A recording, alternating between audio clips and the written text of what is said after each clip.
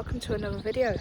I'm out on a walk. I'm heading down to my little spot to cook some lunch, and I thought I would forage for some edible plants along the way. Now, I'm not an expert at foraging, I'm still learning, but if you're also learning or you fancy joining me, then stay tuned. Here we have some garlic mustard, and this is really cool. It has a white flower and it's quite common, and if you grab the leaves and you obviously give them a little smell, you'll smell that distinctive garlic flavour.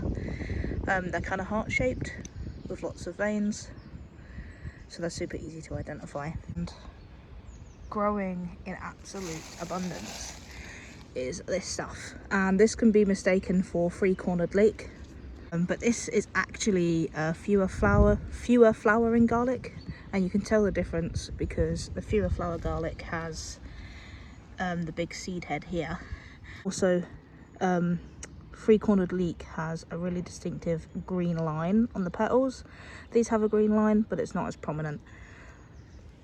All parts of this plant are edible, and obviously the stem triangular, hence three corners, you know, three-cornered leek, whatever, but this is fewer flowered garlic, not three-cornered leek. Plant is invasive, so if you pick these, you need to make sure that you don't accidentally spread them around. And you are allowed to pick the bulbs of this, but I don't need the bulbs, so I'm just going to pick a couple of the flowering heads like this and take them with me. Really nice example of the sort of cascading flowers with the large bulbous piece. It's a really good example. Along a little bit further, there's this stuff. This is cleavers, or sticky willy. This is the stuff that you throw at people and it sticks to their clothes. This stuff is edible, but it's best when it's young because it doesn't have much of that furry texture. So we're going to leave this stuff, but if we find anything smaller, then we will take it. We've got loads of stinging nettle here, and obviously this stuff will sting you if you're not careful. So I just grab it and pull like this to avoid getting stung. But this stuff is also best when it's young, just because it's not got as furry of a texture. You see it looks quite aggressive on the underside there. So if I find any of this that's nice and young, then I will choose that over the slightly older stuff. I'm sure everybody knows what dandelions look like. We've got some huge flower heads here. You can eat the flower heads, and obviously you can eat the leaves. You can also dig up the root and roast it to create a coffee substitute. So this behind me here, this is a hawthorn tree. It's quite a young one. The hawthorn leaves are edible, but the preference for these is when they're still sort of curled up, bunched up like this. Obviously these leaves are fully developed and fully out. You could still eat these if you wanted to, but the preferred state is when they are still sort of closed up. Quite a haul in the basket already. We'll see what else we can find. Here we go. There's some younger, much younger cleavers here. So it's that sort of size. That's the sort of size I would want to be eating these. So just take a couple of these, because we've already got plenty in the basket. Right next to it, this looks like wood avens. However, I've not familiarised myself enough with wood avens, so if you don't know what it is, don't pick it. But if you know what it is, then let me know in the comment section, because I'm still learning. So everybody knows that you can eat the berries from the blackberry bush, and some people know that you can make a tea from the leaves, but you can also take these sort of not uncurled yet groups of leaves, pinch those off. You can actually eat those, and they are full of nutrients. So we're going to take some of these, not too many, because we don't want to spoil the spring progress of the plant, but we'll just take a couple. You buy this little sort of runoff area. You can see there's some nettles here that are younger, so I'm going to just carefully those and pinch off the semi-stemmatic or the top growing part without getting stung. And we'll take some of those as well. There's nettles all at different heights around here, so I can take a good few of these little ones and not worry about it too much.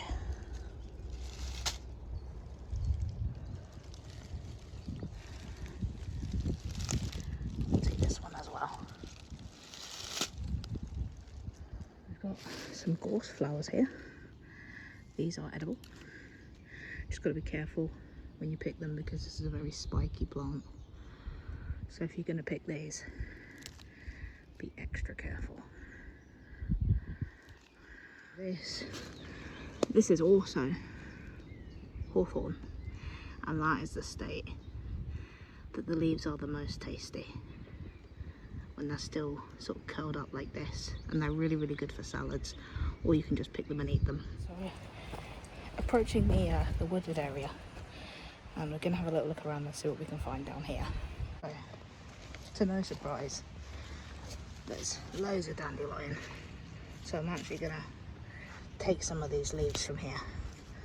Not loads, just a couple. There you go.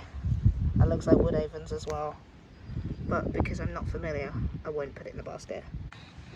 This little flower down here, this looks like a violet, and violets are edible, but there's not really any other ones around, so I'm going to leave it.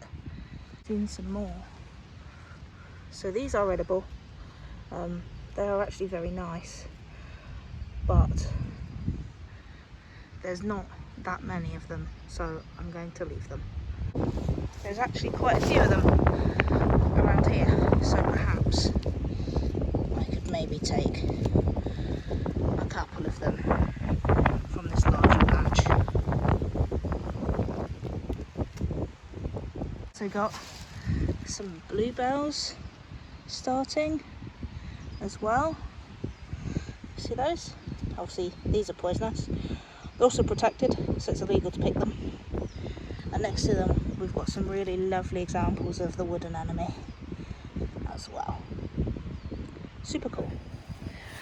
So our basket's looking pretty healthy, pretty full, but there's at least one more thing here that I'm going to pick. That is some wild garlic. So this is the stuff that everybody's going on about, that everybody loves. I love it as well. You can identify wild garlic at this time of the year by its star-shaped sort of umbel of flowers, and also some plants will have buds on them.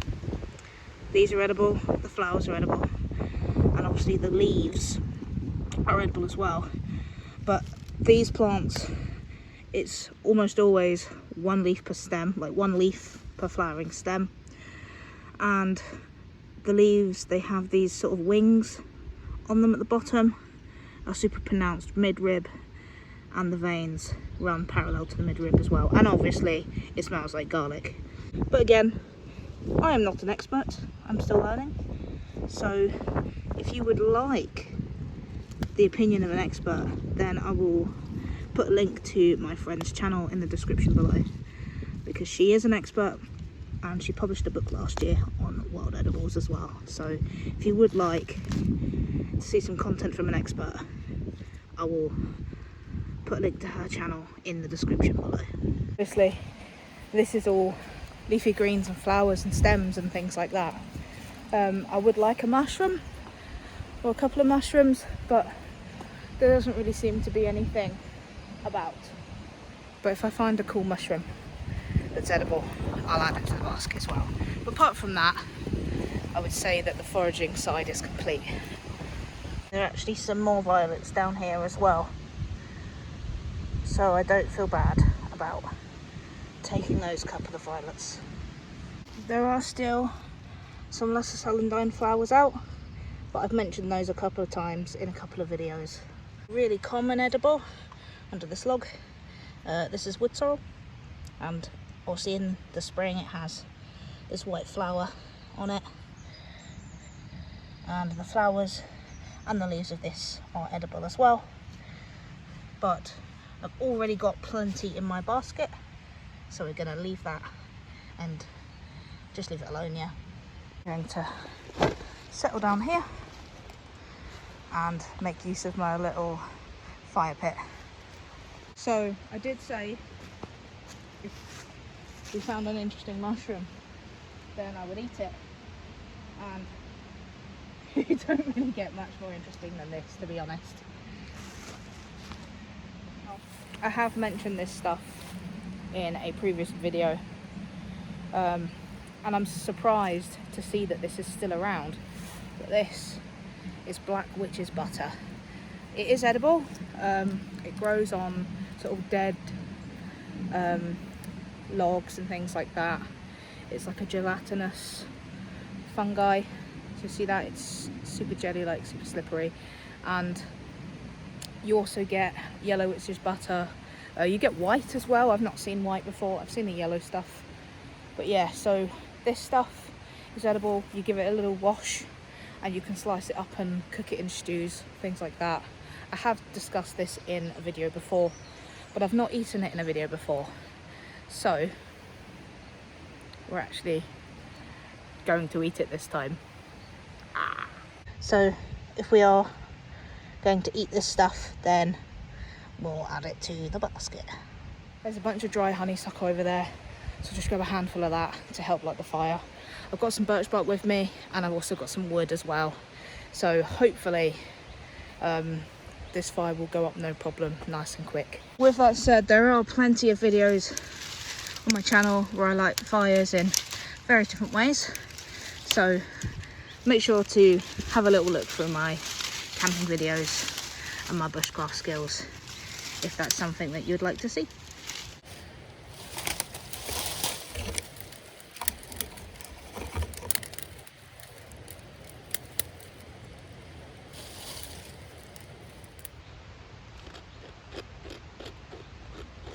It's a little bit windy, so I've got loads of birch bark here. Hopefully we can get this going without too much bother.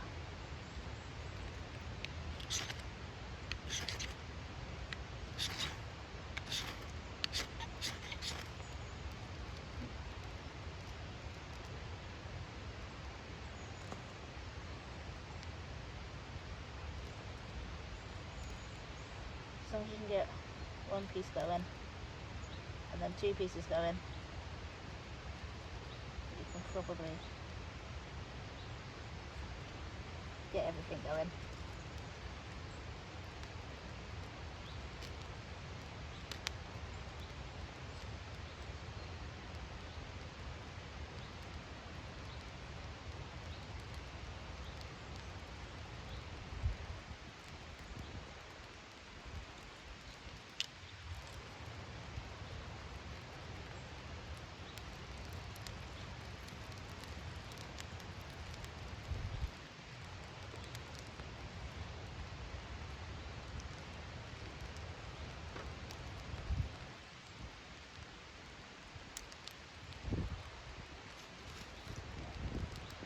Patient and wait for those flames to actually get up here, and then I'll add the next pile.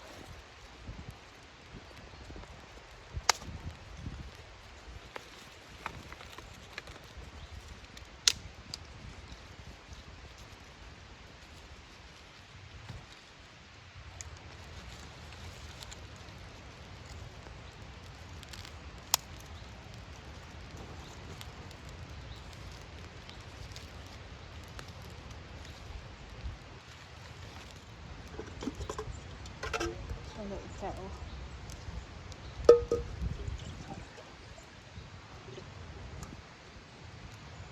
Get that in the fire.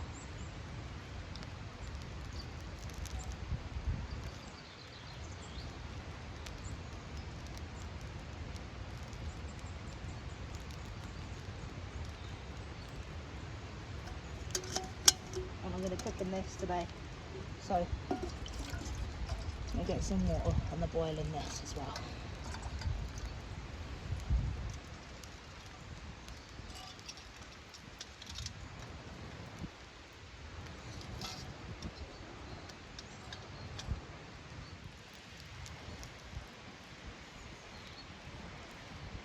While I wait for the water to do its thing, I'm going to give all of this a wash, and I'm actually going to do this in the basket. So it's one of the advantages of coil baskets like this. You can make them tight enough to hold water, but this one has actually got a tiny little hole, so I'm going to do the mushrooms separately, but it just means that I can actually put some water in here and wash all of my stuff, and the water will slowly seep away through the binding and will take the dirt and stuff like that with it. It just means I don't have to go and fill up another container just to wash this stuff. Also means it takes less water as well.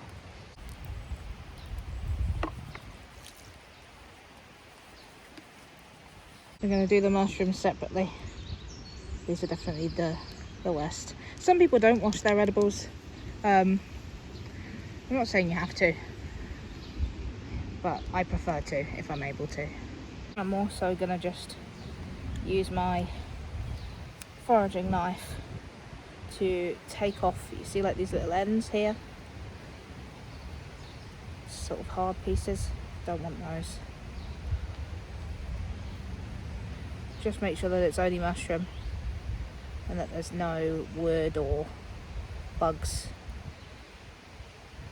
And I know someone in the comments is going to say bugs equals more protein. I don't want to hear it, alright? I don't want to hear it. I'm not doing it.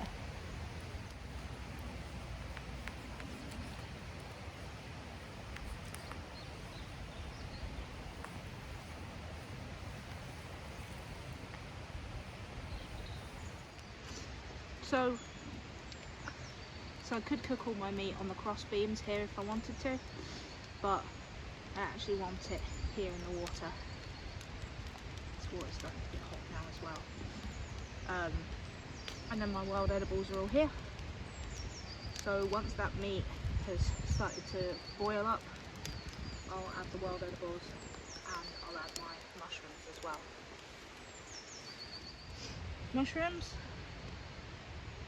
and my wild edibles. I'm not going to add the dandelion flowers, I'll add those last. I'm just going to start adding my wild edibles. So I'll just give you a quick run through of what we've got in here. We've got obviously dandelion,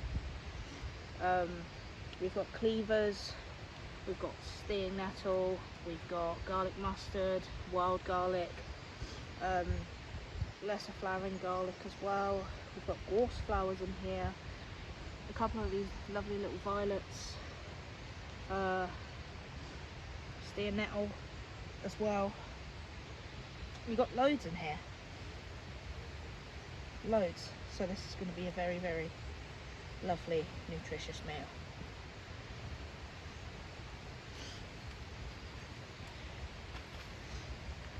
Like the spoon.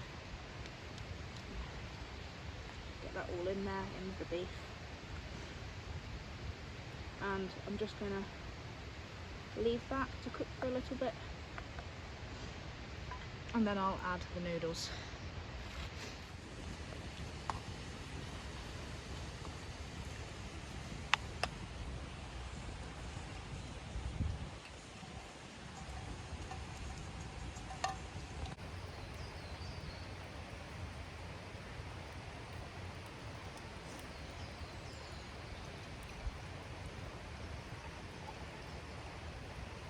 So I'm yet to find noodles in the wild, so yeah, I'm gonna add these now. And to be honest, I've got a little tiny fork here that I've already made, but I think I might make some chopsticks because it's got meat in it, it's got greens, and then it's gonna have noodles. So I'll have a little look, I'll see what the consistency is, and if it's a fork job, we'll use the fork, but if it's a chopstick job, then I'll quickly make some. I've not tried these noodles before, so I hope they're not spicy, because I don't do very well with spice.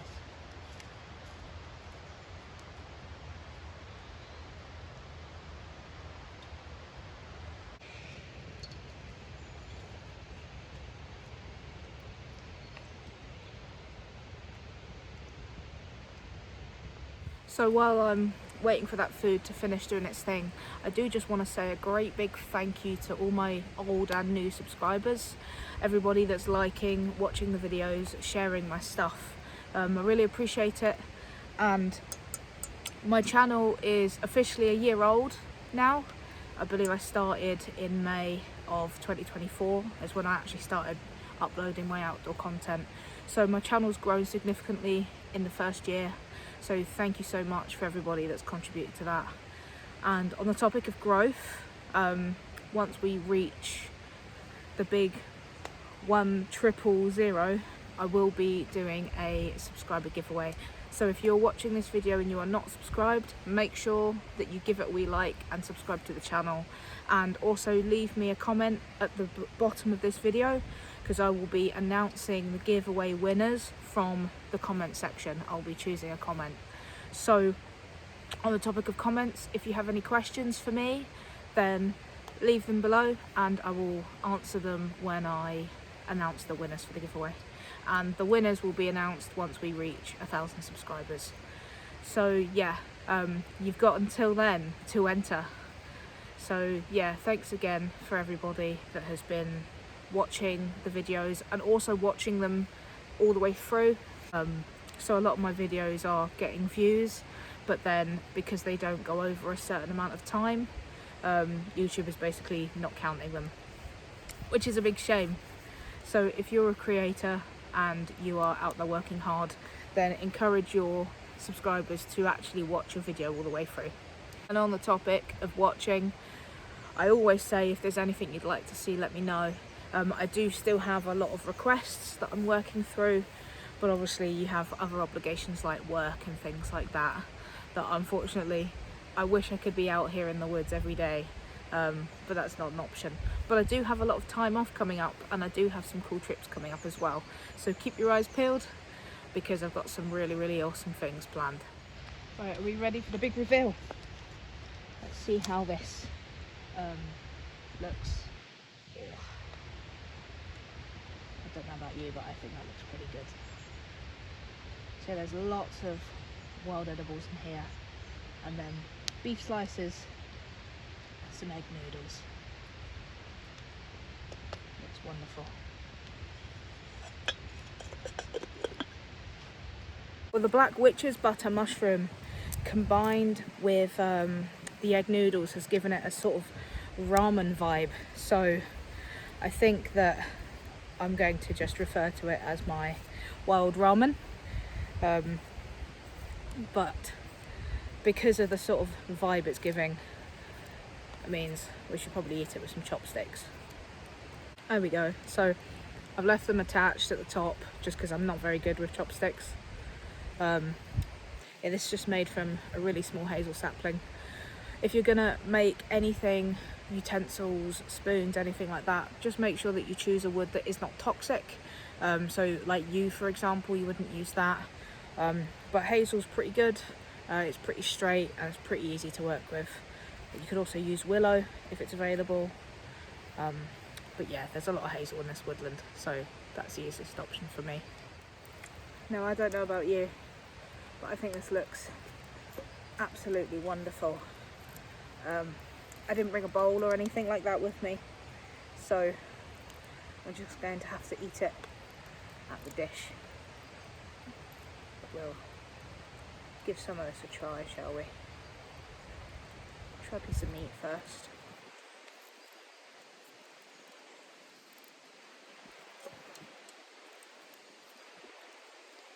There's probably enough food in here to feed 2 people.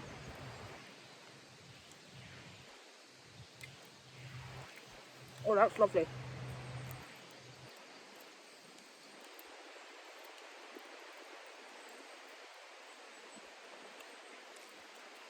some wild greens.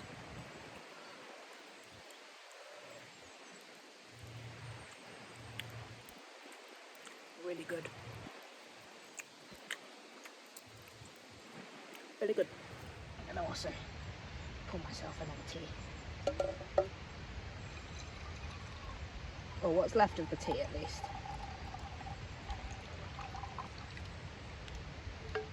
The fewer flowering garlic has sort of gone down to this consistency, and I actually think I'm going to start foraging for that stuff a lot because it's really nice, and if it's invasive then obviously it needs to be removed. So I think that's going to go on my list of top eats, top edibles for the spring.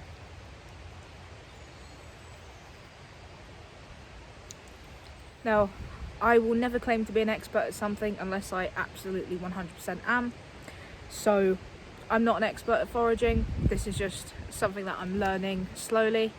I do have a friend that is an expert, and I'll leave a link to her channel down below. So if you'd like to see really detailed ID videos and foraging and stuff like that, then go and show her some love. But yeah, I'm super new to foraging still. I'm just learning as I go. So if I made any mistakes in the video, let me know. And yeah, if there's anything that you would like to see in particular, then let me know. Don't forget to like, subscribe and leave a comment underneath the video to be eligible for the 1,000 subscriber giveaway. And as soon as we hit 1,000 subs, I will make a video saying thank you and I will announce the winners. Yeah, that's all we've got time for. So thanks again. Thank you for all the support and all the love for my channel. I've been running this channel for almost a year now and it's grown so much. So thank you again, everyone. Yeah, that's enough from me. So thanks again, and I will see you all in the woods.